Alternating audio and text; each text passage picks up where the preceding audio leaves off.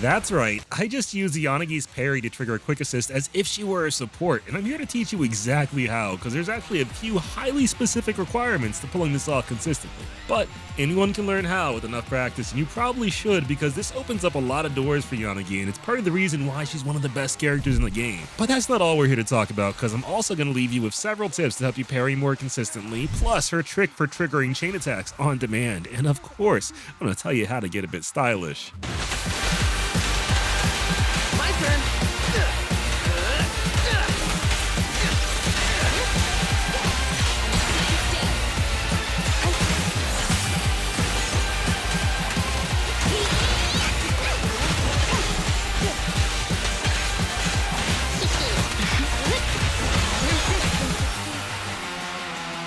Yanagi was not a character I was paying a lot of attention to. In between Lighter and Miyabi, my focus was elsewhere, and I only pulled for her because I love DOT, but call me crazy, I just didn't think they would release a unit this cracked with Miyabi around the corner, but Yanagi has kind of blown all of my expectations out of the water. She plays into all of the ZZZ's best gameplay mechanics, she's absurdly powerful, and the ways her kit allows her to break the rules make her likely one of the hardest units in the game to power creep.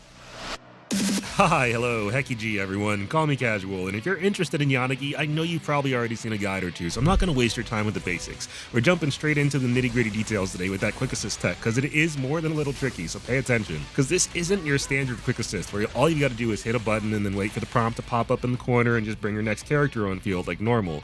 Instead, this requires a bit more skill and very precise timing, because as far as I can tell, it relies on tricking the game into thinking you got hit. Here's the thing, ZZZ's hitboxes are kind of iffy to be honest, and in general there's just like a lot of inconsistencies when it comes to how certain combat mechanics work, and so I have no idea if this is intentional or just a happy accident, but regardless, I'm going to teach you how to take full advantage. You see, if you read the description of any quick assist, the very first sentence mentions how one of the main ways to use them is by pressing the assist button after your character has been knocked back by an attack, which you never really want to happen, right? Instead, we all prefer alternatives like Lucy's Special or Seth's Enhanced Basic. Now, again, I'm not sure because it's certainly not mentioned anywhere, but I think what's happening here is the enemy attack hitting Yanagi's parry still counts as the attack landing, the damage is just nullified. So in that very brief window where the attack connects before the game realizes you didn't actually get knocked back, if you swap characters, you'll be able to trigger a quick assist. So effectively, all you really have to do is set up Yanagi's parry, and at the precise moment she gets hit, swap characters. The timing is incredibly tight but consistent. You'll know you're doing it right when instead of your next character coming on field normally, the screen darkens a little bit and they'll use their unique as quick assist attack. I recommend choosing an elite in the lab to practice with before you take this into the wild, because if you flub the timing, both of your characters can actually get hit, so it is a bit risky.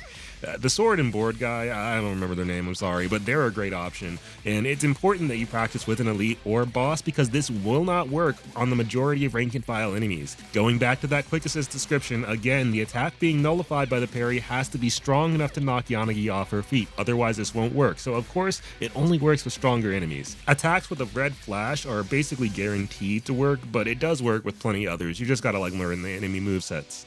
Now, Yanagi of course isn't a support, so she doesn't have buffs to pass along by doing this, but that's not all quick assists are good for, because they tend to have really high stagger modifiers, making this quick assist tech perfect for a character like Bernice, for example, because it can help you stagger the enemy long enough to safely channel her flamethrowers. And I'm absolutely going to be using this with Miyabi too, because just in general, this is a great safe way to get another character on field without wasting an assist point on it.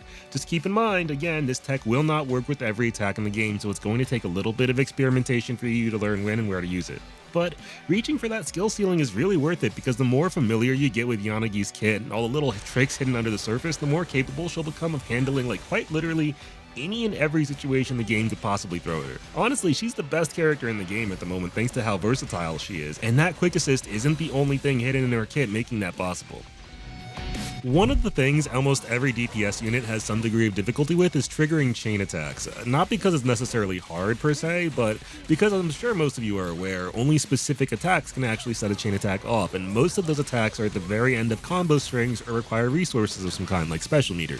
Neither are great options for a DPS, because obviously you don't really want to cut into your stun time waiting for your combo to finish, and you really don't want to waste precious special energy that you'll probably need to burst the enemy down in the DPS phase. Yanagi is the exception though, because her non-EX special can actually instantly trigger a chain attack regardless of where you're at in your combo.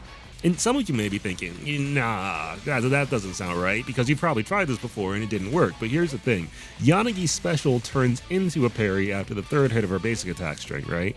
Word choice is important there, because after BA3, Yanagi's special looks more or less the same, but it actually turns into a different attack with different properties entirely. So if you try to use your special mid-combo like you normally would to parry or switch stances, you will never trigger a chain attack. All you gotta do to get around that though is force Yanagi's combo to reset back to her first basic attack by simply dodge canceling into the special instead of using it raw. Learn to get comfy with that, and you'll never find yourself scrambling to trigger a chain attack again. It's the most, or one of the most at least, accessible options of any DPS in the game at the moment. And honestly, Yanagi's special in general, it might be the single best attack in the game, just because of everything it enables for her both offensively and defensively. The parry in particular is incredible because it's not really a parry, it's more of a guard point, where for the entirety of the animation, Yanagi is safe, making it really easy to prep the parry slightly early and let enemies more or less walk into it. And if you're having trouble parrying consistently with Yanagi, my biggest piece of advice would be to slow down a little bit.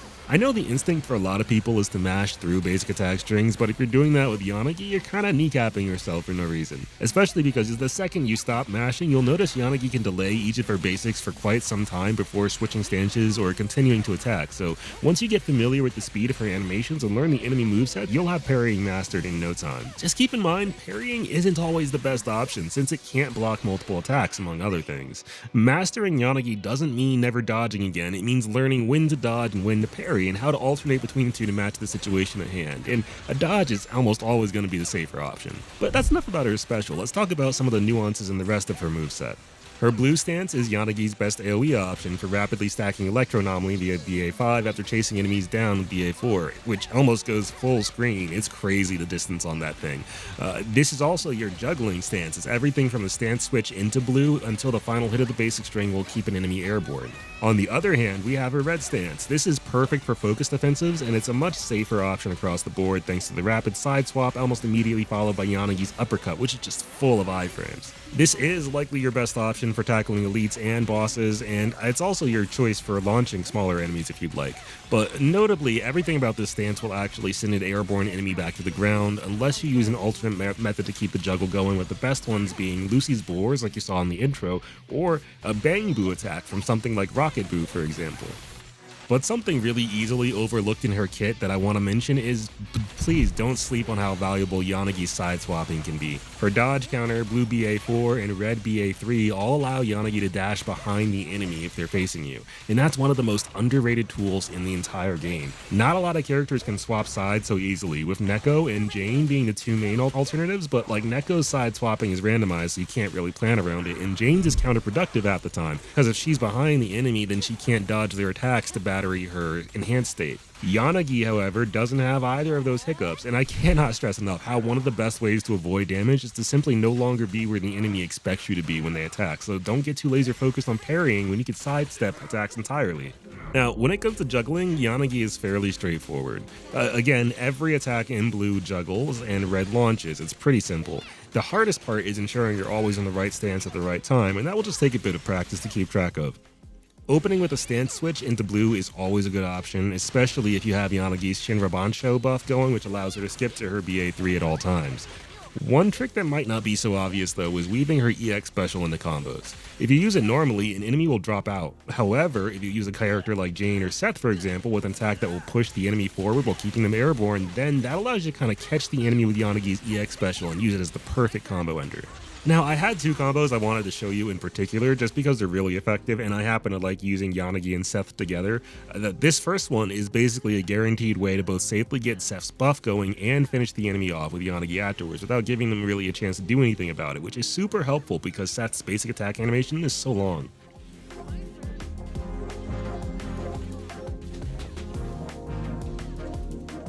And here is an alternate combo route that allows you to smoothly end on Seth's chain attack, refilling his energy immediately after spending it so you don't have to worry about that, and normally finishing the enemy in the process. That in particular is a great, easily accessible B&B that I recommend for anybody who happens to be using Seth Yanagi. But honestly, Yanagi's combo routes in particular make her one of the most flexible characters in the game combo-wise, especially since unlike Jane, you have a bit more control over when all of your anomaly effects actually pop via her EX special, and I know she's going to have some insane potential with Miyabi. I can't wait. But even without Miyabi, Yanagi is just unbelievably strong, like stupidly so, in an entirely different way than Jane is. And I think Jane is a really good point of comparison because she was the first character that felt like truly game-breaking on some level. And I don't mean in like the hyperbolic YouTube clickbait thumbnail sense, I mean like in a very practical sense, where when Jane launched, she felt like she was breaking the rules and almost every DPS before her had to follow. Jane doesn't have to rely on stunning the enemy for damage, but thanks to her debuff, she makes it pretty easy anyway. Jane can maintain constant pressure without having to babysit resources like Ellen and GN do. She's the only character with 3 dodges, and the only character that can dodge through enemies at will. Not to mention, she inherently does so much damage on her own that even partially built, you barely need the rest of her team. Not to mention how easy it is to build her in the first place as an anomaly unit.